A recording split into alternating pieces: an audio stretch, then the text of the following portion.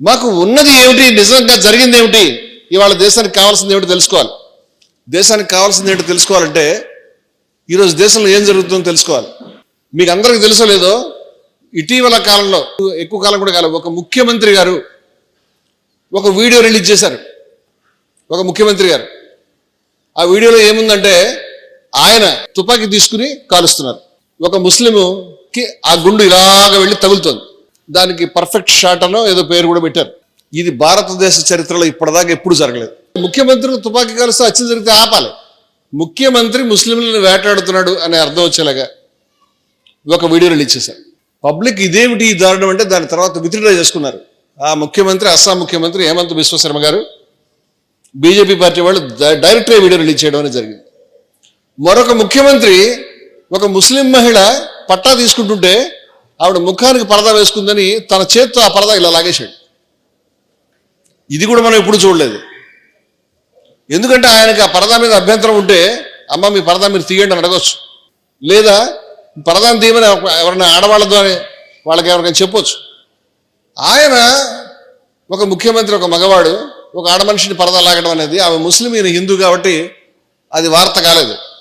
ఒక హిందూ మహిళ కొంగు వేసుకుంటే ఒక ముస్లిం కనుక కొంగు ఇలా లాగితే అది ఎక్కడ దాకా వెళ్ళేది కూడా మనకు తెలియదు. ఇది కూడా మనం ఇలాంటిది ఎప్పుడు చూడలేదు. ఇలాంటివి ఎన్ని జరుగుతున్నాయంటే మన చుట్టూ మనం చెప్పలేం. ఇప్పుడు ఇంకో విషయం చెప్తాను. అంటే ఈ పరిస్థితులు రోజు రోజుకి నీళ్లు ఇలా ముక్కు దాకా వచ్చినాయి. ఇక్కడ చాలా మందికి ఆ విషయం అర్థం కావట్లేదు. వందే మాతరం అనేటువంటిది మనకి జాతీయోద్యమంలో చాలా ఉర్రూతలుకునేటువంటి గీతం. క్విట్ ఇండియా ఉద్యమం గాంధీ గారు పిలిపించినప్పుడు లక్షల మంది అరెస్ట్ అయ్యారు. మాతంగిని హజరా అనే ఒక ముసలావిడ, 80 ఏళ్ళున్న ముసలావిడ జెండా పట్టుకుని పోలీసు బుల్లెట్లకు ఎదురెళ్ళి వందే మాతరం అని చచ్చిపోయింది. ఇలా ఎందరో చచ్చిపోయారు ఆ రోజుల్లో. అంటే ఈ చరిత్ర ఎవడు చెప్పి వెళ్ళాడు. అటువంటి వందే మాతరం గీతం ఏదైతే ఉన్నదో అది ఈ దేశానికి అందరూ కూడా దాన్ని ఉద్యమంలో, స్వాతంత్రోద్యమంలో పనిచేస్తున్న వాళ్ళంతా వందే మాతరం అనే చెప్తున్నారు. కాబట్టి ఆ వందే మాతరం పాట ఏదైతే ఉన్నదో ఆ పాటలో 6 చరణాలు ఉన్నాయి. ఈ 6 చరణాల్లో 2 చరణాలు మాత్రమే మనం తీసుకుందాము. మిగతా 4 చరణాల్లో భారతమాతకు సంబంధించి ఆవిడ దుర్గాదేవిగా వర్ణిస్తూ, లక్ష్మీదేవిగా వర్ణిస్తూ, సరస్వతీదేవిగా వర్ణిస్తూ ఆ పాటను రాశారు. ఇది దేశంలో ప్రజలంతా పాడుకోలేరు, అందుకని 2 చరణాలు తీసుకుందామని 1937లో గాంధీజీ, నెహ్రూ గారు, సర్దార్ వల్లభాయ్ పటేలు, నేతాజీ సుభాష్ చంద్రబోసు, జయప్రకాష్ నారాయణ గారు, ఆచార్య కృపలాని గారు, రవీంద్రనాథ్ ఠాగూర్ గారు, ఇలాంటి మహనీయులు ఎందరో కూర్చుని ఒక నిర్ణయం చేశారు. దేశ స్వతంత్రోద్యమం ఇది. ఇవాళ మన ప్రధాని గారు పార్లమెంట్లో పచ్చి అబద్ధం చెప్పాడు. మొన్న నవంబర్ నెలలో ఏమని చెప్పాడంటే, వందే మాతరం అనేటువంటి పాటలో 4 చరణాలని నెహ్రూ గారు ముస్లింలను మంచి చేసుకుందాం, వాళ్ళని బుజ్జగిద్దామని తీసేశాడు, ద్రోహం చేశాడు అని చెప్పాడు. కానీ వాస్తవం అది కాదు. ప్రధానమంత్రి పార్లమెంటులో నిలబడి అబద్ధాలు చెప్పడం చరిత్రకు సంబంధించి ఎప్పుడు చూడలేదు మనం. జరిగింది అది కాదు. జరిగింది ఏమిటంటే ఒక కమిటీ ఏర్పాటు చేశారు. దాంట్లో సుభాష్ చంద్రబోస్ ఉన్నాడు, పటేల్, ఇంతమంది ఉన్నారు. వీళ్ళందరూ కూడా ద్రోహం చేస్తే అందరూ చేయాలి. మరి వాళ్ళని ద్రోహం చేసే చెప్పే దమ్ముంది ఆయనకి. కానీ చరిత్రని వక్రీకరించి నెహ్రూ గారి మీద నల్ల పెయింట్ వేసే ఉద్దేశం ఉంది. ఆ మాట చెప్పాడు. అక్కడ ఆగలేదు. మొన్న జనవరి 28వ తారీఖున మీరు వందే మాతరంలో 6 చరణాలు మీరు పాడాలి అని ఒక జీవో జారీ చేశారు. ఇప్పుడు స్కూళ్లలో, పబ్లిక్ ఫంక్షన్స్లో, ఎక్కడైనా కనుక దేశానికి సంబంధించినటువంటి పబ్లిక్ డొమైన్లో ఎక్కడ కార్యక్రమాలు జరుగుతున్నా వందే మాత్రం 6 చరణాలు ఆలపించాలి. మీరు ఆలపించలేరు, ఎందుకంటే అవి నోరు తిరగవు. సంస్కృతం, అది సంస్కృతం బెంగాలీ మధ్యలో రాశాడు. దాంట్లో త్వమ్హి దుర్గా దశ ప్రహరణి ధారిణి అంటే నువ్వు దుర్గామాతవమ్మా, నీ చేతిలో 10 ఆయుధాలు ఉన్నాయి, నువ్వు లక్ష్మీదేవి అమ్మా, నువ్వు సరస్వతి, ఇవన్నీ ఉన్నాయి. ఇప్పుడు భారతమాత అనేటువంటి పేరు మీద ఒక బొమ్మను ఎప్పటి నుంచో ప్రచారం చేస్తున్నారు. మీరు భారతమాతను కొట్టి చూడండి గూగుల్లో, ఒక కాషాయ జెండా పట్టుకున్నటువంటి ఒక ఆవిడ వస్తుంది. ఆవిడ వెనకాల ఒక పెద్ద సింహం ఉంటుంది, ఆవిడకు ఒక కిరీటం ఉంటుంది, ఆవిడ వెనకాల ఏదో తేజస్సు ఉంటుంది, ఒక్కోసారి ఆయుధాలు కూడా ఉంటాయి. ఇది మామూలుగా హిందువులందరికీ తెలిసినటువంటి దుర్గాదేవినో కాళికాదేవినో చూసినప్పుడు ఒక దేవతామూర్తి మనకు తెలిసిందే. ఆవిడ్ని వాళ్ళు భారతమాత అన్నారు. భారతమాత చేతిలో ఎవరి జెండా ఉండాలి? భారతదేశపు జెండా ఉండాలి. కానీ భారతదేశపు జెండా ఉండదు, కాషాయ జెండా ఉంటుంది, భగవద్ధ్వజం మాత్రమే ఉంటుంది. అది ఆర్ఎస్ఎస్ వాళ్ళ జెండా. భారతదేశపు జెండా ఉండదు. కానీ వాళ్ళు దాన్ని భారతమాత అంటారు. భారత మాతని పెద్ద పెద్ద ఫంక్షన్స్ దాని గురించి చెప్తారు, భారత మాతకి జై అంటారు. దీన్ని స్వాతంత్ర పోరాటంలో ఎవరు వాడలేదు, ఎవరికి తెలియదు. ఇది ఇవాళ రాజ్యాంగ రచనా సభలో మన దేశానికి ఇది జెండా అని ఒక జెండాను నిర్ణయించి మనం దాన్ని పెట్టుకున్నాం. దాంట్లో 3 రంగులు ఉంటాయి, అశోక చక్రం ఉంటుంది, ఆ జెండాకు ఒక విలువ గౌరవం ఉన్నాయి, దాన్ని ఎవరైనా ఉల్లంఘిస్తే తప్పు అవుతుంది. మరి భారత మాత చేతిలో భారతదేశ జెండా ఉండాలి, ఫ్రెంచి మాత చేతిలో ఫ్రెంచి జెండా ఉండాలి, అమెరికా మాత చేతిలో అమెరికా జెండా ఉండొచ్చు, వాళ్ళకి ఉంటే కనుక మాకు తెలియదు. కానీ భారతదేశం మాత చేతిలో భారతదేశం జెండా లేకపోయినా భారత మాత అని ఆవిడ చెప్పొచ్చా? చెప్తే కాదు, ఈవిడ భారత మాతే మీ ఇంట్లో పెట్టుకోవాలి, ఎవరైనా కనుక భారత మాతకి చేయకపోతే వాళ్ళని కొట్టండి, వాళ్ళని పంపించేయండి దేశం నుంచి, వాళ్ళు పాకిస్తాన్ వెళ్ళిపోవాలి. ముస్లింలు భారత మాతకి చేయని అనరు, ముస్లింలు భారత మాతను మెచ్చుకోరు, ముస్లింలు దీన్ని గౌరవించరు. అని చేత ముస్లిం జావో పాకిస్తాన్, పాకిస్తాన్ ఏ ఖబరస్థాన్ అని చెప్తున్నారు. మీరు పాకిస్తాన్ వెళ్ళండి, లేకపోతే ఎవడు రైడు? ఈ అహంకారి, ఈ ఉన్మాది, ప్రజల్లో విద్వేషాన్ని రెచ్చగొట్టి చీల్చదలుచుకున్నవాడు మనం చూస్తూ ఆదమరపుగా ఉన్నప్పుడు దేశంలో ఎర్రకోటలో కూర్చుని ఇవాళ దేశాన్ని కబ్జాలో పెట్టుకున్నాడు. ఈ దేశంలో ఎప్పుడు ఈ సంప్రదాయాలు ఎప్పుడు జరగలేదు. దేశం బ్రిటిష్ వాళ్ళ పరిపాలన నలిగిపోతున్నప్పుడు ఆర్ఎస్ఎస్ వాళ్ళు బయటకు రాలేదు, వాళ్ళు బ్రిటిష్ వాళ్ళ వెనకాల ఉన్నారు, వాళ్ళు స్వాతంత్ర పోరాటంలో లేరు. ఒక్క మనిషి లాంటి దెబ్బ తినలేదు. నెహ్రూ గారు 10 సంవత్సరాలు జైల్లో ఉన్నాడు, గాంధీ గారు సంవత్సరాల తరబడి జైల్లో ఉన్నాడు, పటేల్ గారు జైల్లో ఉన్నాడు, గాంధీ గారి భార్య జైల్లో చచ్చిపోయింది, గాంధీ గారి కొడుకు సమానమైనటువంటి మహాదేవ్ దేశాయ్ జైల్లో చచ్చిపోయాడు. ఎందరో త్యాగాలు చేశారు, ఎందరో చచ్చిపోయారు. వీళ్ళు ఏ రోజు సంబంధం లేకుండా బ్రిటిష్ వాళ్ళ వెంబడి తిరిగినటువంటి వాళ్ళు ఇప్పుడు దేశం అంటే ఏంటి, జాతీయత అంటే ఏమిటి, దేశభక్తి అంటే ఏమిటి మనకు చెప్తున్నారు. సరే చెప్తున్నారు, మేమన్నాము ఇలాంటి బొమ్మ కనుక ఎవడన్నా పెడితే వాడు మీకు కేసు పెట్టండి, ఈవిడ మా మాత కాదు. ఈ దేశంలో ప్రజానీకం ఎవరైతే మైనారిటీలు ఉన్నారో 20 కోట్ల మంది ప్రజల్ని నువ్వు నా కొడుకు కాదని గెంటేసేటువంటి తల్లి మాకు తల్లి ఎందుకు అవుతుంది? అందరినీ ఆదరించే తల్లి మా తల్లి అవుతుంది. అందరినీ ఆదరించే తల్లి చేతిలో 3 రంగుల జెండా ఉండాలి తప్పితే కాషాయ జెండా ఉండడానికి వీల్లేదు. మీకు ఎక్కడ ఇలాంటి బొమ్మ కనిపిస్తే ఇది భారత మాత కాదని చెప్పండి. కానీ మన ప్రధానమంత్రి మోదీ గారు పుస్తకం రాశారు, దాని పేరు జ్యోతి పుంజ్. ఈ పుస్తకం మీకు నెట్లో కొడితే దొరుకుతుంది, కొనుక్కుంటూ కూడా దొరుకుతుంది. నేను కొనుక్కున్నాను. దాంట్లో భారత మాత ఈవిడ అని ఆయన బొమ్మ ప్రింట్ చేశాడు. దేశ ప్రధాని ఈ పని చేయొచ్చా? ఈ దేశ రాజ్యాంగం మీద ప్రమాణం చేసి నువ్వు ఈ దేశంలో ప్రధాని అయిన తర్వాత ఈ దేశంతో సంబంధం లేనటువంటి ఇలాంటి విద్వేషం రేపే బొమ్మను నువ్వు ప్రచురించవచ్చా? అక్టోబర్ 2వ తారీఖు గాంధీ గారి జయంతి వచ్చింది, అక్టోబర్ 2వ తారీఖు విజయదశమి వచ్చింది 2025లో. అక్టోబర్ 2వ తారీఖున ఈ యొక్క ఆర్ఎస్ఎస్ సంస్థకు 100 సంవత్సరాలు పూర్తయినాయి. ఈ మూడిట్లో కూడా విజయదశమి ఇంపార్టెంట్ కాదు, గాంధీ గారి జయంతి ఇంపార్టెంట్ కాదు. ప్రధానమంత్రి మోదీ గారికి ఆర్ఎస్ఎస్కి 100 సంవత్సరాలు నిండడం ఇంపార్టెంట్. అందువల్ల ఆయన ఒక నాణ్యం రిలీజ్ చేశాడు. ఇది భారతదేశంలో మొట్టమొదటిసారి ఒక ప్రధాని ఆర్ఎస్ఎస్ పేరు మీద ఒక నాణ్యం రిలీజ్ చేసి దాంట్లో ఆర్ఎస్ఎస్ వాళ్ళు ఇలా సాల్యూట్ చేస్తున్నారు, భారతదేశంలో వాళ్ళు ఇలా నమస్కారం చేస్తారు, లేకపోతే ఇలా సలాం చేస్తారు ముస్లింలు, లేకపోతే ఇలా సాల్యూట్ చేయడం కూడా మనకు తెలుసు. కానీ ఇలా చేసేవాళ్ళు ఎవరో మాకు తెలియదు, అది ఎక్కడి నుంచి వచ్చిందో కూడా మాకు తెలియదు. ఇలా వాళ్ళు సాల్యూట్ చేస్తున్నారు, నల్ల టోపీలు పెట్టుకుని మనకు కనిపిస్తుంది. వాళ్ళు అక్కడ భారతమాత ఈయన చెప్పిన భగవద్ధ్వజం అదంతా సిల్వర్ కలర్లో ఉంటుంది కాబట్టి దాంట్లో రంగులు లేవు, కానీ మనకందరికీ తెలుసు ఆవిడెవరో. ఇటువంటి బొమ్మను రిలీజ్ చేసి ప్రధానమంత్రి గారు సిగ్గు లేకుండా ఈవిడ భారతమాత అని చెప్పొచ్చా అని అడుగుతున్నాను నేను. ఆయనకి ఇది భారతమాత అని చెప్పడానికి రాజ్యాంగం ప్రకారం ఏమైనా అధికారం ఉందా? అంటే దేశాన్ని కబ్జా పెట్టి నీ దరిద్రపు ఐడియాలజీని నువ్వు మా మీద రుద్దడానికి నీకు అధికారం ఇచ్చామా? లేదే. ఇప్పుడు ఇంకొంచెం ముందుకు వచ్చి వందే మాతరానికి సంబంధించి ఆయన జనవరి 28వ తారీఖున హోంశాఖ ఒక సర్క్యులర్ రిలీజ్ చేసింది. ఇప్పుడు మీరు పాడకపోతే మీకు తెలుసా, జనగణమన మీరు పాడకపోయినా మీకు శిక్ష లేదు. జనగణమన పాడుతున్నప్పుడు మీరు నిలబడితే సరిపోతుంది, దాన్ని గౌరవించినట్టే. కానీ వందే మాతరం గీతం మీరు పాడకపోతే మీకు 3 సంవత్సరాలు జైలు శిక్ష చెప్పారు. వచ్చేసింది ఆల్రెడీ. ఎవరైనా ఖండించారండి ఎక్కడన్నా? విప్లవ పార్టీలు, సోకాల్డ్ అంబేద్కరైట్లు. బాబాసాహెబ్ అంబేద్కర్ నాగపూర్లో ప్రతిజ్ఞలు చేయిస్తూ అందరి చేత ఆ రోజు బౌద్ధ మతంలోకి అందరినీ కూడా ప్రజల్ని బౌద్ధ మతం స్వీకరించేలా చేస్తూ కొన్ని ప్రతిజ్ఞలు చేయించాడు.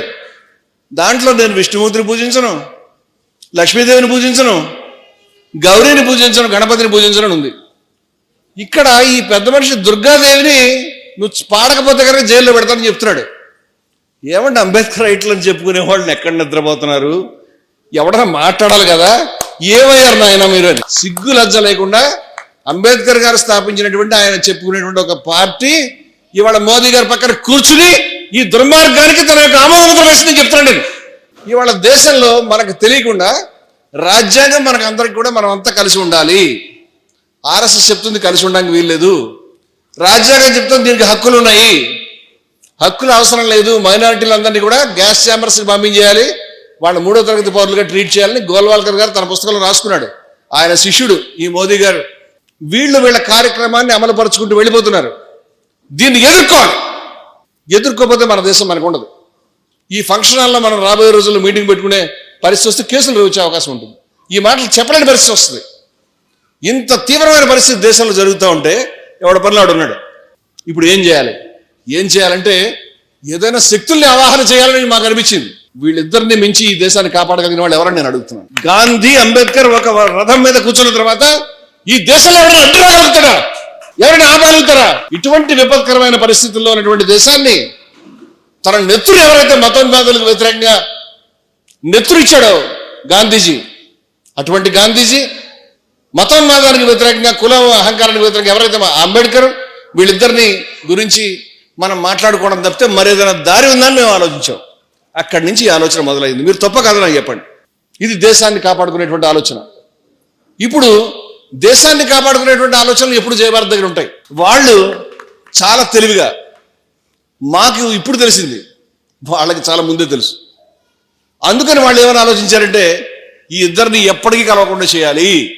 అందుచేత ఒకళ్ళని నల్లగా ఒకళ్ళని తెల్లగా మనం పెయింట్ చేయాలి, ఒకళ్ళని హీరో అని చెప్పాలి, ఒకళ్ళని విలన్ అని చెప్పాలి అని ఇవాళ ఎవరైతే ఈ దేశంలో బీసీలు ఉన్నారో 50%, ఎవరైతే ఎస్సీలు ఉన్నారో, ఎవరైతే ఎస్టీలు ఉన్నారో, ఎవరైతే పేదలు ఉన్నారో, ఎవరైతే పీడితులు ఉన్నారో వాళ్ళందరికీ గాంధీ దుర్మార్గుడని ప్రచారం చేశారు. గాంధీ దుర్మార్గుడై ఉంటే, వాళ్ళు చెప్పిన దాంట్లో నిజమై ఉంటే మనం కూడా గాంధీని ఖండించడానికి మేము వెనకాడేవాళ్ళం కాదు. గాంధీని దేవుడిని ఖండిస్తాం. కానీ ఇది నిజం కాదు. దీంట్లో కొంచెం కూడా వాస్తవం లేదు. అది అవునా కదా మీరు పరిశీలించండి. నేను చెప్పాలని నమ్మాల్సిన అవసరం లేదు. అలాగే బాబాసాహెబ్ అంబేద్కర్ ఇప్పుడు చాలా జాగ్రత్తగా, వాళ్ళకి బాబాసాహెబ్ అంబేద్కర్ మీద ప్రేమ ఉందా? గాంధీ మీద ప్రేమ ఉందా? గాంధీ గారిని 10 తలల రాక్షసుడి కింద బొమ్మలు వేశారు వాళ్ళు. ఓ తల పటేలు, ఓ తల నెహ్రూ, ఓ తల నేతాజీ, వీళ్ళందరూ ఉంటే సావర్కర్ బాణాలు వేస్తున్నట్టు బొమ్మలు వేశారు. ఇవాళ దేశంలో 2 ఉన్నాయి. ఒకటి గాడ్సేవాదం, 2 గాడ్సేని వ్యతిరేకించేటువంటి వాదం. గాడ్సేని వ్యతిరేకించే వాదానికి సరిపడినటువంటి సిద్ధాంతాన్ని, దానికి సరిపడినటువంటి చోదక శక్తి అయినటువంటి భౌతిక శక్తిని జయభారత్ శ్రమిస్తుంది. మీరు ఆలోచించాల్సింది, మీరు గాడ్సేవాదులుగా ఉండదలుచుకున్నారా, గాడ్సేవాదాన్ని అపోజ్ చేయదలుచుకున్నారా? అది మీరు చెప్పండి నాకు. గాడ్సేవాదం అంటే ఏమిటి, గాడ్సే వ్యతిరేకవాదం అంటే ఏమిటి మీరు తెలుసుకోవాలి. దాంట్లో మనకి చాలా అబద్ధాలు. గాడ్సే దేశాన్ని, గాంధీ పచ్చి అబద్ధం అది. గాంధీ గారికి దేశానికి తెలియని కూడా తెలియదు. ఆయనకి ఈ దేశాన్ని విభజిస్తున్నారనే విషయం గాంధీ గారికి తెలియదు, ఎవరు చెప్పలేదండి. ఆయన నౌకానీలో ఉన్నాడు, పేపర్లో చూసి తెలుసుకున్నాడు. ఆయన ఆశ్చర్యపోయినాడు, అట్లా నిర్ణయించారు మీరు నాకు చెప్పకుండా. ఆయన అందరూ అనుకుంటున్నాడు కాంగ్రెస్ పార్టీ నాయకుడు కాదు. ఆయన కాంగ్రెస్ పార్టీ సభ్యత్వానికి 1930లో రాజీనామా ఇచ్చాడు. ఆయనకి దేశంలో ప్రజలు తప్పితే పార్టీలు అధికారులకు సంబంధించిన మనిషి కాదు. ఇవాళ మరి ఎలా దేశాన్ని చీల్చారంటే, మహమ్మద్ అలీ జిన్నా చెప్పాడు, ఈ దేశంలో హిందువులు ముస్లింలు వేరువేరు జాతులు అని చెప్పాడు. అంచేత వీళ్ళిద్దరూ కలిసి ఉండలేరు అని చెప్పాడు.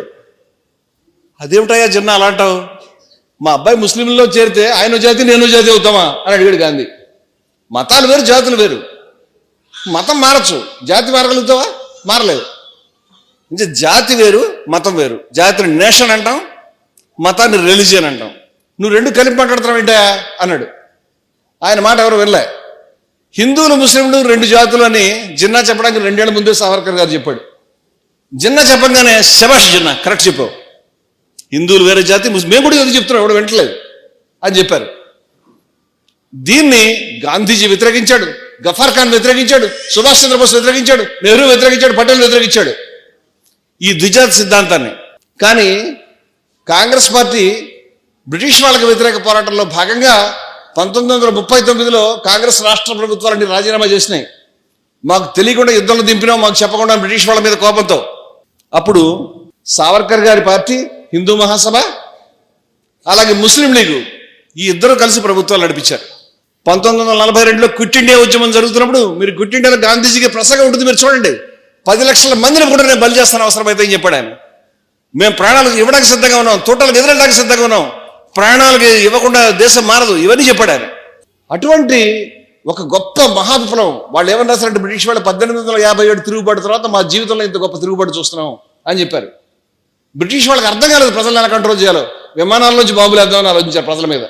అంత తీవ్రమైనటువంటి తిరుగుబాటు జరుగుతుంటే హిందూ మహాసభ నాయకుడైనటువంటి శ్యామాప్రసాద్ ముఖర్జీ ఈయన ఏ విధంగా కాంగ్రెస్ వాళ్ళని, ఏ విధంగా స్వాతంత్ర పోరాట వీరులను అణిచేయాలో బ్రిటిష్ వాళ్ళకి సలహాలు చెప్తూ ఉత్తరాలు రాశాడు.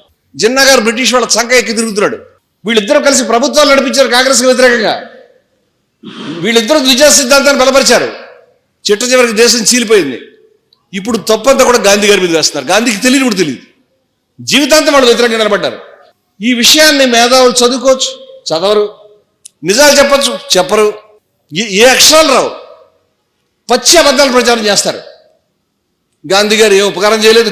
జీవితాంతం దళితుల ఉన్నతి గురించి గాంధీ చేసినంత వరకు భారతదేశ చరిత్రలో ఎవరు చేయలేదు. అంత పనిచేశాడు ఆయన. తెలుసా మీకు? ఎవరు చేయలేదు. 12,000 మైళ్ళు యాత్ర చేశాడు ఆయన. ఊరు ఊరు తిరిగాడు ప్రతి చోట. ఇవాళ బీజేపీ ఏం చెప్తుందండి? ఇంటి లోపల కులం, బయటకు వస్తే హిందువులం. గాంధీ గారు ఇంట్లో కులాన్ని కూడా తీసేయడానికి పోరాడాడు. నౌఖాళీలో హిందువులకి ముస్లింస్కి గొడవ జరిగి హిందువులు ఇళ్ళు అన్ని కాలిపోయినప్పుడు ఆ ప్రాంతంలో ఆయన పర్యటిస్తున్నప్పుడు హిందువులకు చెప్పాడు, మీరు అంటరానితనం పాటిస్తున్నారు, అందుకే మీ మీద దాడి జరిగింది. భగవంతుడికి కోపం వచ్చింది. అందుకని మీరు ఏం చేస్తారంటే, మీరు భవిష్యత్తులో మీరు ఇల్లు కట్టుకున్నప్పుడు, మీరు భోజనం చేసేటప్పుడు ఒక దళితుడిని తీసుకొచ్చి మీ భోజనం పాత్రలో ఆయన ఒకసారి తాకమని చెప్పండి, మీ పాపం పోతుందని చెప్పాడు. ఎవడని చేస్తాడు? ఇది ఇంట్లో కులం పోగొట్టడం. వీడికి ఇంట్లో కులం కావాలి. ఇంట్లో కులం కాదు, బయట కులం కూడా కావాలి. ఇది గాంధీ గారు అనుసరించినటువంటి విధానం. 12,000 మేళ్ల యాత్ర చేశాడు ఆయన. చాలా మందికి మహత్సరు పోరాటం తెలుసు, చాలా మందికి కలారం టెంపుల్ పోరాటం తెలుసు, కానీ మన ఊళ్ళో జరిగిన పోరాటం తెలియదు. ఈ దేశంలో ఉన్నటువంటి 100,000 దేవాలయాలు ఎలా విముక్తాయని అడుగుతున్నాడు ఆయన. తిరుపతి గుళ్ళకు దళితులు ఎలా వెళ్ళారు? మధురై గుళ్ళకు దళితులు ఎలా వెళ్ళారు? విఠోబా టెంపుల్కి దళితులు ఎలా వెళ్ళారు? పూరి జగన్నాథ్ ఆలయంలో దళితులు ఎలా వెళ్ళారు? కాశీ విశ్వనాథ్ ఆలయంలో దళితులు ఎలా? చరిత్ర తీయండి మీరు బయటికి. ఈ చరిత్రలన్నీ దాపెట్టి పచ్చి అబద్ధాలు చెప్తారా ప్రజలకి? మీరు విన్నారా పేర్లు? ఇవాళ దాక్షాయణి వేలదంటే ఎవరో తెలియదు.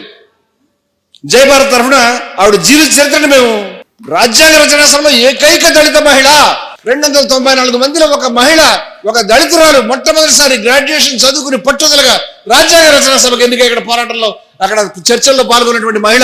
తిరుపతి గుడి ఓపెన్ అయిందంటే బయ్యా సూర్యనారాయణమూర్తి గారి వల్ల ఓపెన్ అయింది. ఆయన 1947లో సత్యాగ్రహం చేశాడు. తిరుపతి అందరూ వెళ్ళేటువంటి గుడి కాదు. మరి ఆ గుడిలోకి జరిగినటువంటి పోరాటం ఎందుకు రాయట్లేదు మీరు? ఆయన 6 సార్లు ఆయన మంత్రిగా పనిచేశాడు. బ్రిటిష్ వాళ్ళ కాలంలో పనిచేశాడు. స్వతంత్రం రాకముందు, స్వతంత్రం వచ్చిన తర్వాత స్వతంత్ర భారత ప్రభుత్వంలో కేంద్ర మంత్రిగా పనిచేశాడు. అంత ఘనకీర్తి కలిగినటువంటి వ్యక్తి, ఇంగ్లీష్లో పుస్తకాలు రాసినటువంటి వ్యక్తి, ప్రపంచం అంతా పర్యటించినటువంటి వ్యక్తి, యూనివర్సిటీలో మాట్లాడించినటువంటి వ్యక్తి, దళితుడు. దళిత ఉద్యమం ఆయన పేరు ఎందుకు తలుచుకోవట్లేదని అడుగుతాను నేను. మధురై టెంపుల్ని ఓపెన్ చేసినటువంటి కక్కన్ పేరు ఎందుకు తీయట్లేదు మీరు? ఇది ఉద్యమమా? వీళ్ళందరి పేర్లు మీరు పాత్ర వేస్తారా? ఇవాళ పచ్చి అబద్ధాలు ప్రచారం చేయడం గురించి ఏమంటే నాకు తెలియక అడుగుతున్నాను. బ్రిటిష్ వాళ్ళు మన మిత్రులను ప్రచారం చేస్తారు, సిగ్గున లేదండి మీకు? బ్రిటిష్ వాళ్ళు వచ్చి మనల్ని దోపిడీ చేసి వెళ్తే కేవలం అగ్రకులాలు దోపిడీ చేశారా? దానివల్ల ఎవరికి నష్టం కలగలేదా? బీసీల కుల వృత్తులు సర్వనాశనమైనవి. బీసీల చేనేత మగ్గం సర్వనాశనమైంది. మన గుడ్డల్ని వాడు కొనుక్కోవడం మానేశాడు. ఇక్కడి నుంచి నూలు తీసుకెళ్ళాడు, వాడి గుడ్డలు అమ్మేవాడు. అప్పుడు గాంధీజీ వచ్చాడు. బ్రిటిష్ వాళ్ళు వ్యతిరేకించినటువంటి ధర్నా చేయడం కాదు, వాడి యొక్క ఆర్థిక మూలాల మీద దెబ్బ కొట్టడం. ఆయన ఎంత గొప్ప వ్యూహకర్త అంటే ఆయన చెప్పాడు, వాడి గుడ్డలు మనం ఎందుకు కొనుక్కుంటాం, వాడి కాలేజీలకు మనం ఎందుకు పెడతాం, వాడి కోట్లకు మనం ఎందుకు పెడతాం, బహిష్కరించండి వాటన్నింటి కూడా. కుప్పలు పోసి తగలబెట్టారు బ్రిటిష్ వాళ్ళ యొక్క బట్టల్ని. ఇక్కడ భారతీయుల యొక్క బట్టల్ని కట్టుకుందాం, మనం నేసినటువంటి బట్టలు మనం కట్టుకుందాం, మన గ్రామీణ చేతి వృత్తులు దలుచుకుందాం అని గ్రామీణ చేతి వృత్తులకు సంస్థలు ఏర్పాటు చేశాడు. గ్రామీణ చేతి వృత్తులు ఎవరు నడుపుతారండి? బీసీలు నడుపుతారా లేకపోతే అగ్రకులాలు నడుపుతారని తెలుసుకుందాం అడుగుతాను. మరి భారతదేశ పతాకం మీద చెరకా పెట్టించాడు. చెరకా ఎవరు గుర్తండి? అది బీసీలు గుర్తా లేకపోతే క్షత్రియుల గుర్తా, ఓసీలు గుర్తా, కోమట్ల గుర్తా, ఎవరు గుర్తుంది? అటువంటి వ్యక్తి గురించి వాళ్ళ బీసీలు ఎవరు తలుచుకోరు. ఆయన ఏ ఉపకారం చేయలేదు వీళ్ళ దృష్టిలో. ఆశ్చర్యం. కొన్ని 100,000 దేవాలయాలని, కొన్ని 100 తటాకాలని గాంధీ గారు ఇందాక పూనా ప్యాక్ట్ మీరు మాట్లాడారు. పూనా ప్యాక్ట్ సందర్భంగా యాంటీ టచబిలిటీ వీక్ ని పాటించారు. రాజగోపాలాచారి వాళ్ళు పిలిపించారు, ఆయన నిరాహార దీక్ష చేస్తున్నాడని. ఆ ఒక్క వారం రోజుల్లోనే కొన్ని 100 దేవాలయాలు, కొన్ని 100 చెరువులు ఓపెన్ అయినాయి. వాటి చరిత్ర ఎవరు మాట్లాడు? మీరు పచ్చి అబద్ధం చెప్తున్నారు. గాంధీ గారి శ్వాస ఈ దేశంలో దళితులకు సంబంధించి అభివృద్ధి జరగాలి, గాంధీ గారి శ్వాస ఈ దేశంలో అణగారిన బీసీ కులాలకి, మహిళలకి న్యాయం జరగాలి అని ఆయన కోరుకున్నాడు. ఈ మాట నేను చెప్తే మీరు నమ్మరేమో. ఈ మాట బాబాసాహెబ్ అంబేద్కర్ చెప్తే నమ్ముతారని అడుగుతున్నాను నేను. బాబాసాహెబ్ అంబేద్కర్ 1954లో రాజ్యసభలో లేచి నిలబడి చెప్పాడు. ఏమనంటే, గాంధీ గారి పేరు మీద ఒక ఫండ్ పెట్టండి, 20 లక్షల రూపాయలతో ఒక స్కీమ్ ప్రారంభించండి, ఈ స్కీమ్కి మహాత్మా గాంధీ పేరు పెట్టండి, ఈ స్కీమ్ను బడ్జెట్లో పెట్టకండి, బడ్జెట్లో పెడితే 5 ఏళ్ల మళ్ళీ మారిపోతుంది, శాశ్వతంగా ఒక ఫండ్ ఒకటి ఏర్పాటు చేయండి, ఆయన పేరు శాశ్వతంగా ఉండాలి. ఎందుకంటే ఈ 20 లక్షల డబ్బుని మీరు దళితుల యొక్క అభ్యున్నతికి, మీరు ఆదివాసుల యొక్క అభ్యున్నతికి మీరు ఉపయోగించండి. ఎందుకంటే ఆ ప్రజలు ఆయనకి నియర్ అండ్ డియర్, చాలా దగ్గరైనటువంటి వాడు, చాలా ప్రియమైన వాడు అని చెప్పాడు గాంధీ గారు. గాంధీ గారి గురించి Ambedkar near and dear. It is in the records of parliament. మీరు వెళ్ళి చదువుకోవచ్చు. రాజ్యసభలో ఆయన ప్రసంగాలు ఇప్పటికి కూడా రికార్డు ఉన్నాయి, వాల్యూమ్స్లో దొరుకుతాయి. నేను కావాలంటే చూపిస్తాను, మేము రాశాం. ఇది వాస్తవాలు ఈ విధంగా ఉన్నాయి. అంతేకాదండి, ఆయన ఏ ప్రజల్ని ఆయన అభ్యున్నతి పరచదలుచుకున్నాడో, ఏ ప్రజలు అభివృద్ధి చేయదలుచుకున్నాడో, ఏ ప్రజల యొక్క అభ్యున్నతి కోరుకున్నాడో, ఆయన పేరు శాశ్వతంగా ఉండాలి ఈ దేశంలో అని చెప్పాడు ఆయన. మనకు స్కీమ్ ఉన్నది, దాని పేరు మహాత్మా గాంధీ నరేగా అనేవాళ్ళం, నేషనల్ రూరల్ ఎంప్లాయ్మెంట్ గ్రామీణ యోజన దాని పేరు. ఇవాళ దాన్ని ఒక్క కలంపోటుతోటి నరేంద్ర మోదీ గారు రద్దు చేశారు.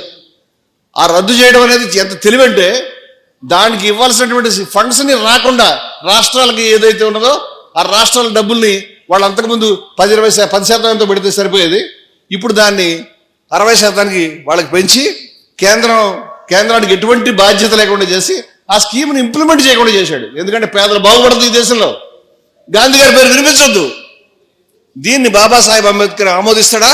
రాజ్యసభలో ఆయన మాటలు చెప్పిన దీనికి అనుకూలంగా ఉన్నాయని అడుగుతున్నాడు నేను. ఇవాళ ఎందుకంటే అబద్ధాలు చెప్తారు? ఇవాళ భారతదేశంలో మనం కనుక చూస్తూ ఉంటే మన కళ్ళ ముందు మతోన్మాదులు అనేటువంటి వాళ్ళు, మతోన్మాదానికి రంగు లేదండి, హిందూ ముస్లిం మతోన్మాదులు ఇద్దరు కూడా చెప్తాను నేను. ముస్లిం మతోన్మాదులు ఏం తక్కువ తినలేదు. ముస్లిం మతోన్మాదులకి హిందూ మతోన్మాదులకి మధ్య ఫ్రెండ్షిప్ ఉంటుంది. హిందూ మతోన్మాదుల్ని ముస్లిం మతోన్మాదుల్ని గాంధీజీ వ్యతిరేకించాడు. ఈ దేశంలో మతోన్మాద రాజ్యం ఏర్పడకూడదని అంబేద్కర్ కోరుకున్నాడు.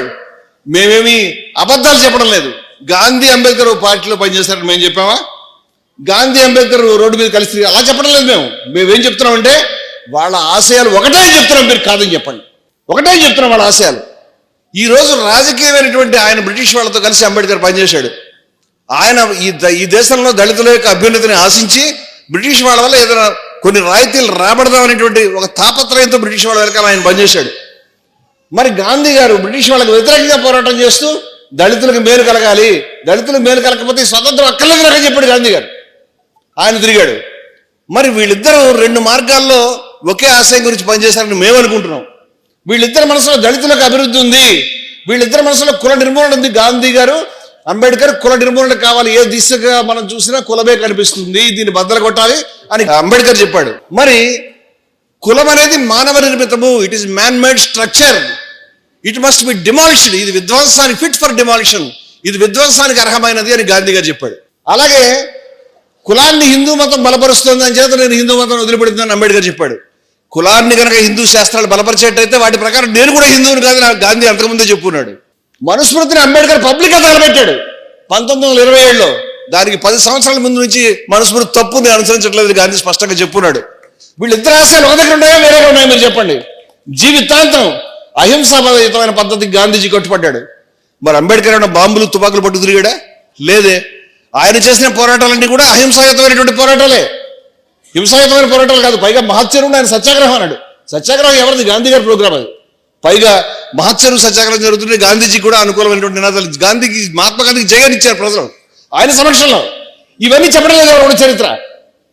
వాళ్ళిద్దరు ఆశయాలు ఒకటే ఉన్నాయి. మరి వ్యతిరేకంగా ఎవరు ఉన్నాయి? వ్యతిరేకంగా మాట్లాడిన వాళ్ళ పేర్లు చెప్తాను. గోల్వాల్కర్ మాట్లాడాడు, హెడ్గేవార్ మాట్లాడాడు, సావర్కర్ మాట్లాడాడు. గోల్వాల్కర్ ఏం చెప్పాడంటే కులం శాశ్వతమైనది, అంబేద్కర్ కులము ఏ దిక్కు తిరిగినా అడ్డొస్తుంది, దీన్ని తీసేయాలని చెప్పాడా? గోల్వాల్కర్ ఏం చెప్పాడంటే కులం చాలా గొప్పది, కులం మన ప్రాచీన నాగరికతకు ఇది ఉండాలి అని చెప్పాడు. వాళ్ళు మనుస్మృతిని ఇద్దరు కూడా ఒప్పుకోలేదు కదా. గోల్వాల్కర్ ఏం చెప్పాడంటే the greatest and the tallest law giver on the earth మనువు అని చెప్పాడు. అదేవిధంగా మనకి మనుస్మృతి ఉండగా రాజ్యాంగం ఎందుకు అని ఆర్ఎస్ఎస్ వాళ్ళ పత్రిక పాంచజన్యం రాసిందా లేదా? మరి మనువు వైపు ఎవరున్నారు, మనువుకు వ్యతిరేకంగా ఎవరున్నారు? అందుకని మనువాదం అంతం చేయాలని మేము చెప్తున్నాం. మతోన్మాదానికి అనుకూలంగా ఎవరున్నారు, వ్యతిరేకంగా ఉన్నారు, అందుకని మతోన్మాదాన్ని అంతం చేయాలని మేము చెప్తున్నాం. మరి గ్యాస్ ఛాంబర్స్కి మైనారిటీస్ని పంపించాలి, అని అంబేద్కర్ చెప్పాడా? గాంధీ చెప్పాడా? గోల్వాల్కర్ చెప్పాడు. ఇవాళ ఎస్సీలు బీసీలు గాంధీలో శత్రువుని చూస్తున్నారు కానీ వాళ్ళకి గోల్వాల్కర్ పేరు తెలియదు, హెడ్గేవార్ పేరు తెలియదు, ఆర్ఎస్ఎస్ గురించి తెలియదు. ఒక దళిత పార్టీ కార్యకర్తలు గాంధీ గారి సమాధి మీద దాడి చేశారు. సిగ్గు లేదా మీకు అని అడుగుతున్నాను నేను. మీరు అందులైపోయినారా? మీకు దమ్ము చేవ ఉంటే కనుక హెడ్గేవార్ సమాధి మీద దాడి చేసేది ఉంటివి, గోల్వాల్కర్ సమాధి మీద దాడి చేసేది ఉంటివి, సావర్కర్ సమాధి మీద దాడి చేసేది ఉంటివి. ఇవాళ ఎవరు మిత్రులు ఎవరు శత్రువులు అనే విషయంలో మన మేధావులు, మన గురువులు, మన ఆచార్యులు ఎవరైతే మన తప్పుదారి పట్టించారు, ఈ దేశంలో మెజారిటీ ప్రజాధికారికి శత్రువు ఎవడో మిత్రుడు ఎవడో తెలియకుండా చేశారు. ఫలితంగా చాలా ఈజీగా ఇవాళ మతోన్మాదులు గాంధీజీని హత్య చేసిన వాళ్ళు, దేశంలో ఎప్పుడు స్వాతంత్ర పోరాటం లేని వాళ్ళు, జీవితంలో కులానికి వ్యతిరేకంగా మాట్లాడకుండా కులాన్ని పొగిడిన వాళ్ళు అధికారంలోకి వచ్చారు. అవునా కదా? ఈ పరిణామం జరుగుతూ ఉంటే రోజు రోజుకి మేము చూస్తా ఉన్నాం. ఏమండి, ఎంఆర్పిఎస్ ఉద్యమంలో మేము పనిచేసే వర్గీకరణకు సంబంధించి మందకృష్ణ మాదిగ గారిని నేను సవినయంగా అడగదలుచుకున్నాను.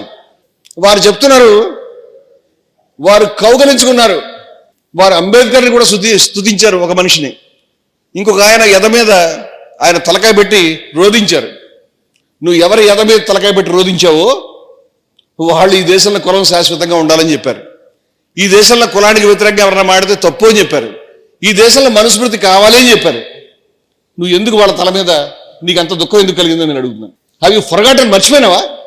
వర్గీకరణ గురించి ఏమైనా చేస్తాం. వర్గీకరణ గురించి నన్ను క్షమిస్తే బీజేపీ ఏం చేసిందో నేను తెలుసుకుందాం అని అనుకుంటున్నాను. మందకృష్ణ మాదిగ గారి యొక్క తెలివితేటల వల్ల, ఆయన ఎత్తుగడల వల్ల ఇవాళ మనం వర్గీకరణ సాధించుకున్నామని చాలా మంది అభిప్రాయంగా వచ్చారు. మాకు ఆయన మిత్రుడు, మేము ఆయనని గౌరవిస్తాం, ఒక నాయకుడిగా ఒక సహ పోరాటంగా గౌరవిస్తాం. కానీ అన్ని అభిప్రాయాలు మేము అంగీకరించలేము. కానీ నేను అడుగుతున్నటువంటి విషయం ఏంటంటే, ఈ దేశంలో వర్గీకరణ సుప్రీంకోర్టు తీర్పు ద్వారా వచ్చిందా, మోదీ ప్రభుత్వం నిర్ణయం ద్వారా వచ్చిందా? దయవం చెప్పండి ఎవరైనా. మరి సుప్రీంకోర్టు తీర్పు ద్వారా వచ్చినప్పుడు మోదీ ప్రభుత్వం ద్వారా వచ్చిందంటే ఏమిటినా? మోదీ ప్రభుత్వం సుప్రీంకోర్టు తీర్పులు ఇప్పిస్తుందా? చెప్పమనండి ఆ విషయం. మోదీ గారిని బయటకు వచ్చి మేము ఇప్పించిన తీర్పు అని చెప్పమనండి, మేము అది కూడా తెలుసుకుంటాం. సుప్రీంకోర్టు ద్వారా తీర్పు వస్తే మోదీ ప్రభుత్వానికి ఓటేయండి, మోదీ ప్రభుత్వం ద్వారా వచ్చింది ఎందుకు చెప్తున్నాను అడుగుతున్నాను నేను. అంటే సుప్రీంకోర్టు ద్వారా మాకు న్యాయం జరగడం వెనకాల ఇంతకాలం పోరాటం చేశాము, ఇన్ని న్యాయ సూత్రాలు ఉన్నాయి, ఇన్ని చట్టాలు ఉన్నాయి, ఇంత రాజ్యాంగం ఉన్నది, ఇంత స్వతంత్ర పోరాటం ఉన్నది. ఈ సంప్రదాయాన్ని బట్టి మనకి న్యాయం జరిగింది, సామాజిక న్యాయం జరిగింది. మొట్టమొదటి నెహ్రూ గారు ప్రవేశపెట్టినటువంటి ప్రియాంబుల్ తీర్మానంలోనే ఈ దేశానికి రాజకీయ, సాంఘిక, ఆర్థిక న్యాయం అందించాలి ప్రజలకు అందుకని రాశాడు. అది మొదటి తీర్మానం రాజ్యాంగంలో. అప్పటికి అంబేద్కర్ డ్రాఫ్టింగ్ కమిటీ చైర్మన్ కాలే, 8 నెలల తర్వాత అయినాడు. మొట్టమొదటి రెజల్యూషన్స్ ఉన్నాయి, కరాచీ కాంగ్రెస్ నుండి రెజల్యూషన్స్ ఉన్నాయి. ఇవన్నిటి ఫలితంగా మనం ఇన్నాళ్ళకి న్యాయం జరిగితే నువ్వు తలకాయ ఆయన ఎద మీద పెట్టి నాకు న్యాయం జరిగిందంటే ఈయన అంబేద్కర్ అంటే, మరి అంబేద్కర్ ఏమో మనుస్మృతి తగలబెట్టమన్నాడు, ఈయనేమో గ్రేటెస్ట్ లాగివర్ అనేటువంటి పార్టీకి చెందినటువంటి వాడు. నువ్వు కన్ఫ్యూజ్ అయినావు. ఇవాళ దళితుల్ని తీసుకెళ్లి మతోన్మాదపు విషపు దుకాణం ఏదైతే ఉందో దానికి అప్పచెప్తున్న వాళ్ళు ఎవరు? నీకు ఎందుకు ఈ పని చేస్తాను అడుగుతున్నాను నేను. దీన్ని ప్రొసెస్ చేసే అవసరం లేదా? అలాగే బీసీలు ఉన్నారు, బీసీలకి ఏమి న్యాయం చేశారండి? ఇక్కడ కూర్చున్నటువంటి వాళ్ళలో చాలా మంది పెద్దవాళ్ళు ఉన్నారు, చాలా మంది యువకులు ఉన్నారు. యువకులకు తెలియదు, పెద్దవాళ్ళని అడగండి. మండల్ కమిషన్ వచ్చిన రోజున ఈ దేశంలో విపి సింగ్ గారి ప్రభుత్వం మండల్ కమిషన్ అమలు పరుచుదామని అనుకుంటున్నప్పుడు గల్లీకి ర్యాలీ తీసినటువంటి వాళ్ళలో ఎవరున్నారు? ఏబీవీపీ వాళ్ళు ఉన్నారు, అందరికీ తెలిసిన విషయమే. రోహిత్ వేములకు వ్యతిరేకంగా మాట్లాడిన వాళ్ళలో ఎవరున్నారు? కనీసం వైస్ ఛాన్సలర్ నేను మార్చనని చెప్పిన వాళ్ళలో ఎవరున్నారు? ఏం చేశారండి తెలుసుకుందాం అడుగుతున్నాను నేను. ఇప్పుడు అక్కడ నాగరికర్నూలు మన వాళ్ళు వెళ్ళొచ్చారు, వాళ్ళు అక్కడ ఉన్నారండి, దాంట్లో ఉంటారండి? వాళ్ళకి అటువంటి ఆలోచన ఉందా ఎప్పుడన్నా? ఈ దేశంలో అంబేద్కర్ గారు మహిళా కోడ్ బిల్లు ప్రవేశపెట్టారు, దానికి వ్యతిరేకంగా వేల మందిని రోడ్డు మీద ర్యాలీ చేయించినటువంటి వాళ్ళు ఎవరు? ఆ ర్యాలీ చేయించినటువంటి ఒక ముసలాయన పేరు కరపత్రి. ఆ కరపత్రి ఆయన చచ్చిపోయాడు. ఆయన ఇవాళ మోడీ గారు ఆయన పేరు మీద స్టాంప్ రిలీజ్ చేశారు. ఎందుకని అడుగుతున్నాను నేను. ఆయన ఏం చేశాడు రిలీజ్ చేసావు? ఎందుకంటే ఆయన గోల్వాల్కర్ గారికి మిత్రుడు. ఎందుకంటే ఈ దరిద్ర పూజల వెనకాల ఆర్ఎస్ఎస్ ఉంది. బాహటంగా వాళ్ళ యొక్క విధానం మనకు కనిపిస్తూ ఉంది. నేను ఇక్కడ బీసీలను అడుగుతున్నాను, ఎస్టీలను అడుగుతున్నాను, ఎస్సీలను అడుగుతున్నాను, మాలలను అడుగుతున్నాను, మాదిగలను అడుగుతున్నాను, ఈ దేశంలో పేదలను అడుగుతున్నాను. ఏ ఉపకారం చేశారు వాళ్ళకి మీరు? వాళ్ళు మీకు ఏ ఉపకారం చేశారు? బన్వర్ మేఘవంశీ అనే పేరు విన్నారా మీరు? ఎప్పుడైనా విన్నారా బన్వర్ మేఘవంశీ అనేటువంటి ఆయన యొక్క పుస్తకం మీరు చదవాలి. ఆయన ఆర్ఎస్ఎస్లో పనిచేశాడు. నేను సంఘంలో పనిచేస్తున్నాడు, సంఘంలో కులం లేదు అని సంతోషంగా పనిచేశాడు. ఎంత ఘోరమైనటువంటి అవమానం ఆయన ఎదుర్కొన్నాడు. ఆయన తుపాకీ తోటలకు ఎదురెళ్ళాడు రామ మందిరం అని చెప్పబడే దాని గురించి. చివరికి ఆయన ఇంట్లో ఆ ఊరికి వాళ్ళ యొక్క ఊరేగింపు వచ్చినప్పుడు ఆయన తన స్వయంగా తన చేతులతో తయారు చేసినటువంటి ఆహార పదార్థాలు నేను ఇస్తాను ఆతిథ్యం అని తయారు చేశాడు. వాళ్ళ నాన్నగారు అన్నాడు, ఒరే బాబు మనం దళితులు నాయన, వాళ్ళు మన ఇంట్లో భోజనం చేయరు, ఆ స్వాములంతా కూడా, నీకు తెలియదంటే లేదు లేదు మా సంఘం మేమంతా ఒకటే అని చేశాడు. చేసిన తర్వాత అది తినాల్సిన పరిస్థితి వచ్చిన తర్వాత సాయంత్రం అయిన తర్వాత నాయకులు వచ్చి చెప్పారు, బాగుంటుంది కదా వాళ్ళు మనం అడగలేము, ఓ పని చేద్దాంలే, మీ ఇంట్లో తినమంటే బాధపడతారు, ఇవన్నీ నువ్వు మూటకట్టు, పక్క వీధిలో తీసుకెళ్ళి అక్కడ తినిపిస్తాము పక్క ఊర్లో, అప్పుడు వాళ్ళకి తెలియదు, మీ ఇంట్లో అంటే ఫీల్ అవుతారు, కొంచెం అర్థం చేసుకోవాలి. చాలా అవమానపడ్డాడు అతను. అవమానపడి అవన్నీ మూటలు కట్టాడు. తెలుసా మీకు కదా, మూటలు కట్టి జీపులో ఎక్కించాడు. ఎక్కించి ఇంటి దగ్గర ఉన్నాడు. రాత్రి 8 గంటల అయిన తర్వాత ఆ కార్యకర్త వచ్చాడు, ఇంకొక ఆయన, ఆ పక్క నుంచి వచ్చిన ఆయన. వాళ్ళు ఈయన ఇద్దరు ఒకటే మాట్లాడుకుంటుంటే, అదే నేను భోజనం నేనే పంపించాను. అతను కొంచెం ఫీల్ అయ్యాడు. తర్వాత నీకు చెప్పకూడదు అనుకున్నాను, నువ్వు బాధపడతావని, అది ఊరు అవతలకి వెళ్ళి బయట పడేశారు, డ్రైనేజ్లో పడేశారు అని చెప్పాడు. ఇతను కుంగిపోయాడు. ప్రాణాలు ఇవ్వడానికి సిద్ధపడ్డాడు, జీవితం ఇవ్వడానికి సిద్ధపడ్డాడు. అక్కడ కులం లేదనుకున్నాడు. ఇప్పుడు ఏం జరిగింది? ఆయన గబగబా సైకిల్ తీసుకుని తొక్కుంటూ వెళ్ళి ఆ 2-3 కిలోమీటర్ల పక్క వీధి దగ్గర చూస్తే అవన్నీ కూడా రోడ్ అవతల ఆ పక్కన డ్రైనేజ్లో వాటిలో పడున్నాయి. ఆయన కళ్ళమని నీళ్లు పెట్టుకుని వచ్చి సంఘ కార్యాలయంలో యుద్ధం చేశాడు. ఏమిటి దారుణం అని. లేదబ్బా జీపులో పెట్టావు కదా, అది ఏమైనా కొంచెం మనవాడు ఫాస్ట్గా తీసుకెళ్ళినప్పుడు జరుకొచ్చి అలా టర్నింగ్లో పడిపోయినాయని చెప్పారు. పడిపోతే రోడ్డు మధ్యలో పడాలి, రోడ్డు చివరిన డ్రైనేజ్లో పడతాయా? పడిపోతే వాడికి ఏదైనా సొట్ట ఏదో ఉండాలి, ఏమీ లేవే, తీసవతల పారేసావు. ఇంత దారుణం వీళ్ళు చేశారు, ఇంత అవమానం చేశారని ఆయన తట్టుకోలేకపోయాడు. ఇక్కడి నుంచి దేవరస్ దాకా పోయి, బాలాసాహెబ్ దేవరస్ గారు రోజు సంఘ ఆయన సరసంఘ చాలక ఉంటే ఆయన దగ్గర పోయి యుద్ధం చేశాడు. ఏమీ న్యాయం జరగలే. సజీవ దహనాలు జరిగాయి, ఏమీ న్యాయం జరగలే. కాలికి బలపట్టు కట్టుతున్నాడు, ఏమీ న్యాయం జరగలే. ఇది చరిత్ర కదా. ఇవాళకి 100 సంవత్సరాలు ఆర్ఎస్ఎస్కి పూర్తయినాయి. చాలా గొప్ప క్యారెక్టర్, చాలా గొప్ప శిక్షణ అని మన ప్రధానమంత్రి మోదీ గారు చెప్తున్నారు. ఆయన చెప్పాడు కాబట్టి మన చాలా మంది దళిత సోదరులు, బీసీ సోదరులు వాళ్ళు నమ్మడానికి సిద్ధపడుతున్నారు. ఎందుకంటే నాయకులు అటు తీసుకెళ్ళిపోయారు మనని. అరే బాబు గాంధీజీ చంపాల్సిందే దుర్మార్గుడు, వీళ్ళు అలవాటు చేశారు. కానీ గోల్వాల్కర్ చాలా మంచివాడు, సావర్కర్ చాలా మంచివాడు. ఈ తప్పుడు చరిత్ర ఫలితంగా మనం ఎక్కడికి వెళ్ళామని ఈ దేశంలో వామపక్ష సోదరులు దీన్ని ఎప్పుడైనా పట్టించుకున్నారా? వాళ్ళ కులం ఉందని తెలియదు, కులం మీద పోరాటం చేయాలని తెలియదు. వాళ్ళు తెలుసుకునేటప్పుడు తెల్లారిపోయింది మొత్తం అంతా, దేశం అంతా కూడా. అసలు పోరాటం మానేసి ఏమో చేస్తున్నారు. ఇవాళ దేశాన్ని మతోన్మాదానికి అప్పచెప్పిన వాళ్ళు. దీన్ని ఎలా మనం బయటకు తీసుకొద్దాం మీరు చెప్పండి. ఇవాళ బీసీలకు సంబంధించి మనం అడిగితే ఏ పోరాటంలో బీసీలకు సంబంధించి మొన్న కులగణన గురించి మీకు తెలుసు కదా.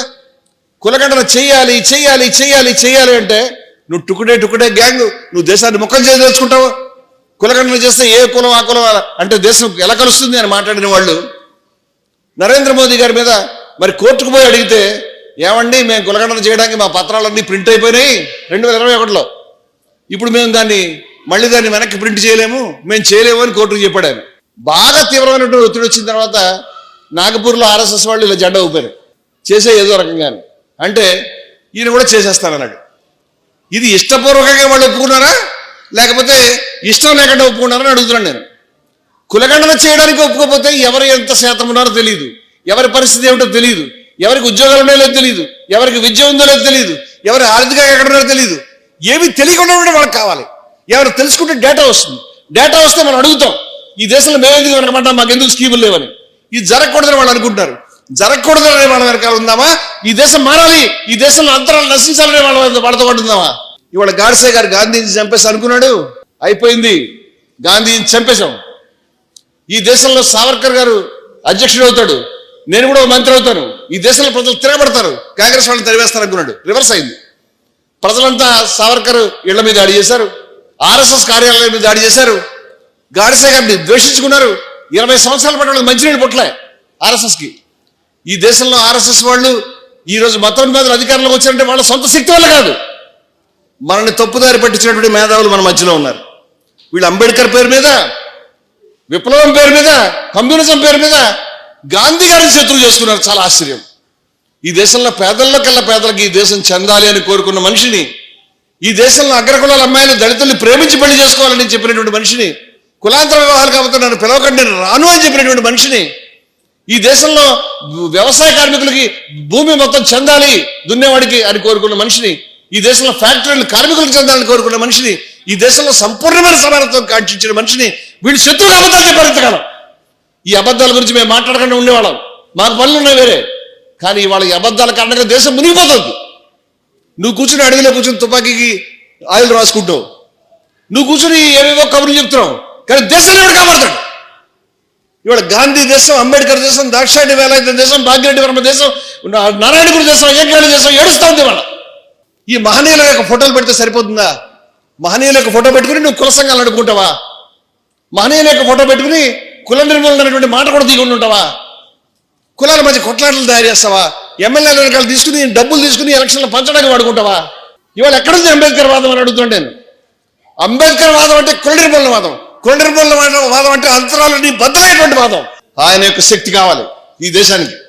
ఏ మనిషి అయితే 1920లో వచ్చి కోట్ల మంది ప్రజానికాన్ని రోడ్ల మీద తీసుకొచ్చాడు, ఈ భారతదేశాన్ని ఐక్యం చేసి ప్రజలు నడిపించాడు, ప్రజల్లో మమేకమైపోయి ఒక చొక్కా కూడా ఏమీ లేకుండా ఒక తుండు కూడా మీద తిరుగుతూ ఒక బారిస్టర్ అయ్యుండి కూడా ప్రజలతో కలిసిపోయి వాళ్ళ ఆహార్యంలో జీవించాడు. ఏ మనిషి అయితే బంగీల కాలనీలో జీవించాడు, ఏ మనిషి అయితే మనందరి కులాలని రద్దు చేసి ఈ కులానికి భంగి, ఈ అందరికీ ఒకటే కులం పేరు పెట్టండి భంగి అంటే పాకి అని చెప్పాడు. గాంధీ గారు జంతువుల చర్మం ఒలిచి చెప్పులు తయారు చేశాడు ఎవరికేం తెలుసా? గాంధీ గారు మంగళ పని చేశాడని ఎవరికేం తెలుసా? గాంధీ గారు దర్జీ పని చేశాడని ఎవరికేం తెలుసా? అన్ని పనులు చేశాడు ఆయన. పాకి పని చేశాడు ఆయన. అవన్నీ ఆయన గర్వంగా చెప్పుకునేవాడు. నేను భంగిని, నేను రైతుని అని చెప్పుకునేవాడు. ఆయనతో పాటు చుట్టూ దళితులు ఉండేవారు. ఆయన దళితుల యొక్క కాలనీలో ఉండేవాడు. ఇవాళ వీళ్ళు దళితులకు శత్రువులు చేశారు. ఏ మనిషి నెత్తురు రక్తం అరగదీశాడు. ఆఫ్టర్ ఆల్ వర్గీకరణ చేద్దామంటే మాలాంటి ఇంతమందిని ర్యాలీ చేశారే, మరి ఇవాళ దేశంలో రిజర్వేషన్ వచ్చినాయంటే ఆయన కోట్ల మంది ప్రజానికాన్ని ఎంతగా రెడీ చేశాడనే విషయం ఎవరైనా అర్థం చేసుకున్నారా? మీకు ఒక ఆశ్చర్యమైన విషయం చెప్తాను. ఆయన నిరాహార దీక్ష చేస్తున్నటువంటి సమయంలో చాలా మంది దేశంలో గాంధీ గారి ఆశయం ఏంటంటే ఎవరికి వ్యతిరేకంగా ఏది రుద్దకూడదు. అంచేత ఆలయాల దగ్గర ఓటింగ్ పెట్టారు. ఆలయాల దగ్గర ఏమనంటే ఆలయంలో దళితులు ప్రవేశించవచ్చా లేదా, ఈ ఓట్లు అనుకూలంగా వస్తేనే దళితులు లోపల పంపిద్దాం. గాంధీ గారి యొక్క ప్రభావం ఏ స్థాయిలో ఉందంటే ఆ రోజు 7 దేవాలయాల్లో, ప్రఖ్యాతమైన దేవాలయాల్లో సర్వే చేస్తే దళితుల్ని లోపలికి పంపించాలి. గాంధీ గారి నిరాహార దీక్ష చేస్తాడు. 24,000 ఓట్లు వచ్చినాయి. వ్యతిరేకంగా 7 దేవాలయాలు కలిపి 400 ఓట్లు వచ్చినాయి. 400 ఎక్కడ 24,000. ప్రజాభిప్రాయాన్ని ఏ స్థాయిలో ఆయన కూడగట్టాడు చెప్తున్నాడు నేను. ఇవాళ మనిషిని మనం దూరం చేసుకుంటున్నాం. మాకు ఈ సూర్యుడు కావాలి, మాకు అంబేద్కర్ సూర్యుడు కావాలి, గాంధీ సూర్యుడు కావాలి. ఎందుకంటే ఈ చీకటిని మేము భరించలేకపోతున్నాం. అందుచేత మేము చెప్పే మాటల్లో అసత్యం ఉంటే మేము మార్చుకుంటాం. కానీ మీరు మార్చుకుంటారా? నేను మేధావులను అడుగుతున్నాను. అబద్ధం చెప్పారు కదండి, గాంధీ గారు రిజర్వేషన్ వ్యతిరేకించాడు. ఎప్పుడు వ్యతిరేకించాడు? గాంధీ గారు నెహ్రూ గారు వ్యతిరేకిస్తారు రిజర్వేషన్ వస్తాయండి దేశంలో? అసలు గాంధీ గారు విడి నియోజకవర్గాలను వ్యతిరేకించాడు. విడి నియోజకవర్గాలకు వ్యతిరేకంగా వేరే పద్ధతి పూనాపేటలో ఉన్నది. ఈ విషయాలన్నీ దాచిపెట్టారు. విడి నియోజకవర్గాలు ప్రపంచంలో ఎక్కడా లేవు. విడి నియోజకవర్గాలు తప్పని అంబేద్కర్ కూడా చాలాసార్లు చెప్పాడు. విడి నియోజకవర్గాలు ఏమి గొప్పవి కావు. విడి నియోజకవర్గాలు అంటే మొత్తం అంతా ఉంది, రహస్యం అంతా. గాంధీ గారు దుర్మార్గుడు పాటలు రాస్తున్నారు, అబద్ధాలు చెప్తున్నారు. మేము వచ్చేవాళ్ళం కాదు మీ జోలికి. కానీ ఇవాళ మీరు గాడ్సేవాదుల యొక్క చెప్పులు తుడుస్తున్నారు. ఇవాళ దళితులు, ఇవాళ బీసీలు మన సూర్యాపేట పట్టణంలో గాంధీ గారికి అంబేద్కర్కి దండ వేశారంటే నేను ఉప్పొంగిపోతాను. ఇది దేశం యొక్క భవిష్యత్తు. ఈ భవిష్యత్తుని ప్రతి గ్రామంలో, ప్రతి పట్టణంలో మనం తీసుకురావాలి. మహనీయులు అంటే గాంధీ గారు, ఫూలే గారు, నారాయణ గురు. ఇది ఈయనకి ఎవరు చెప్పారు తెలియదు ఈ పాఠం. అంచేత గాంధీని వ్యతిరేకించడము, గాంధీ వ్యతిరేక ప్రచారం మీరు చేయదలుచుకుంటే మీరు గాడ్సేవాదులకి, మనువాదులకి ఉపయోగపడుతున్నారు. మొత్తం మీదకి ఆ పని ఆపండి. మహాత్మా గాంధీకి జై, బాబాసాహెబ్ అంబేద్కర్కి జై అని మీరు చెప్పండి. అప్పుడు మనం మనువాదాన్ని, మతోన్మాదాన్ని ఎదుర్కోగలుగుతాం. వాళ్ళది ఒకే రక్తం, ఒకే ఆశయం, ఒకే స్వప్నం, ఒకే లక్ష్యం చెప్తున్నాం. మేము ఉత్తర కవిత్వం చెప్పడం లేదు. ప్రతి మాట అక్షరం శోధించి చెప్తున్నాం. మా నెత్తురు, మా నరాల నుంచి, మా హృదయాంతరాల నుంచి తీవ్రమైనటువంటి సత్య శోధన ద్వారా మేము ఈ సత్యాన్ని దర్శించగలుగుతున్నాం. దీంట్లో ఎటువంటి స్వార్థమైనటువంటి ప్రయోజనం కానీ లేదు. ఇప్పటిదాకా మిమ్మల్ని తప్పుదారి పట్టించినటువంటి మేధావుల్ని పక్కన పెట్టండి. ఇప్పటిదాకా మీకు మోసం చేసినటువంటి వాళ్ళని నిలదీయండి. దయవుంచి మతోన్మాదులకు ఉపయోగపడద్దు, మనువాదులకు ఉపయోగపడద్దు. ఆవిడ ముఖ్యమంత్రి అయింది మొట్టమొదటి బీజేపీ మద్దతుతో. ఈ రోజుకి మణిపూర్లో జరిగిన ఏం జరిగినా బీజేపీకి మద్దతు ఇవ్వడానికి ఆవిడ రెడీగా ఉంది. ఆవిడ అధికారంలోకి వస్తే దళితులే అధికారం వచ్చిందని నమ్ముతున్నారు చాలా మంది. ఎలా అంగీకరిస్తామని అడుగుతున్నాను నేను. మేము అంగీకరించే విషయాన్ని. కుల నిర్మూలన లక్ష్యం గురించి ఉపయోగపడితేనే రాజ్యాధికారం. కుల నిర్మూలన అంటే అంతరాలను తొలగించడం. మతోన్మాదానికి వ్యతిరేకంగా పోరాడి కుల నిర్మూలన గురించి పోరాడేటువంటి ప్రభుత్వం వస్తేనే అది గాంధీ గారి, నెహ్రూ గారి, లేకపోతే అంబేద్కర్ గారి, నేతాజీ, భగత్ సింగ్ వీళ్ళందరి కాలంలో నెరవేరేది అప్పుడే నెరవేరుతాయి. వాటి గురించి మనం పనిచేద్దాం. కానీ ఎవరో ఒకళ్ళు అధికారంలో రావడం గురించి కాదు. ఇవాళ దేశాన్ని కాపాడుకోవడానికి మీరు గనక మీనమేషాలు లెక్కపెడుతూ ఆలోచిస్తే సమయం లేదు మన చేతిలో.